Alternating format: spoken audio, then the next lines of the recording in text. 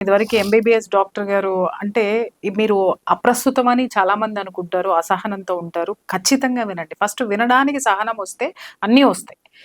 తర్వాత ఒక ఎంబీబీఎస్ చదివినటువంటి డాక్టర్ ఊర్లో ఉంటే ఆయన అన్ని దాదాపుగా చూసేవారు. ఆపరేషను అని అంటేనే ఊరు దాటించేవాడు సార్. ఈ రోజు జనరల్ ఫిజిషియన్. ఆ ఎంబీబీఎస్‌లోనే జనరల్ ఫిజిషియన్ సబ్జెక్ట్ ఉండేది. ఇప్పుడు ఎంబీబీఎస్ అంటే ఏంటంటే ఎంట్రన్స్ టెస్ట్ లాగా అయింది. వాళ్ళు ఎలా ఉన్నారంటే డిప్లొమా హోల్డర్స్ కంటే దీని కింద ఉన్నారు. వాళ్ళకసలు డ్యూటీ డాక్టర్స్ కింద వేస్తున్నారు వాళ్ళని. తప్ప వాళ్ళకి ఏ ప్రయారిటీ లేదు. ఎందుకు అనంటే కుడి ముక్కుకొక డాక్టర్, ఎడమ ముక్కుకొక డాక్టర్, ఎడమ చెవికో డాక్టర్, కుడి చెవికో డాక్టర్, ఎడమ కంటికోటి, కుడి చెవికి, నోటికోటి, ముక్కుకోటి, మూతికోటి అంటే ఉన్నాయి. కానీ మినిమమ్ నాలెడ్జ్ అనేటటువంటిది ఆ రోజుల్లో డాక్టర్స్‌కి ఉండేది. బట్ ఇప్పుడు నిజంగా ఈ కోర్సులు విభజించి సార్ బ్రిటిషోడు మాత్రం ఒకటి బాగా ఇచ్చెళ్ళాడు. డివైడ్ అండ్ రూల్ మాత్రమే కాదు సార్, డివైడ్ అండ్ ఎడ్యుకేషన్ కూడా ఇచ్చిపోయినాడేమో అనిపించింది. అంటే ఇప్పుడు మనం ముక్కు కోసం వెళ్ళాము అనంటే ఈఎన్టీ హాస్పిటల్‌కి వెళ్తాం సార్. ఐయి, నోసు, టంగు మూడిట్లికి అనుసంధానం ఉందని ఒకప్పుడు. ఇప్పుడు మూడిట్లికి ముగ్గురు డాక్టర్లున్నారు.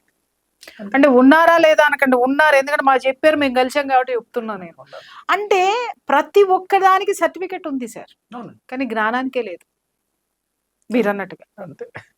జ్ఞానం ఉంటే వీటన్నిటి మీద కూడా అవగాహన ఉంటది. ఈ అవగాహన ఇచ్చేటటువంటిది జ్ఞానం అనేటటువంటిది మాత్రం నేను చాలా సందర్భాల్లో తెలుసుకున్నాను. అంటే ఇప్పుడు మీరు అడిగిన దానికి ఆర్థిక పరిపుష్టత, ఉద్యోగాలు, అభివృద్ధి, సంపద, అదే ఫైనాన్షియల్ మేనేజ్మెంట్. దానికి ఇప్పుడు ఫిజికల్ అనాటమీకి సంబంధం ఏముందంటే ఆరోగ్యమే మహాభాగ్యం, ఆరోగ్యం కేవలం భాస్కరాధీనం, ఇంకెక్కడ లేదండి.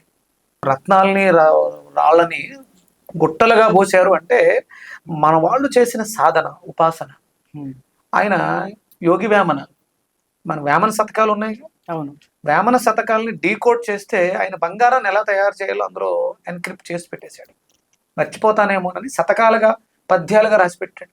అది నువ్వు విడదీయాలంటే నీకు వ్యాకరణం తెలియాలి.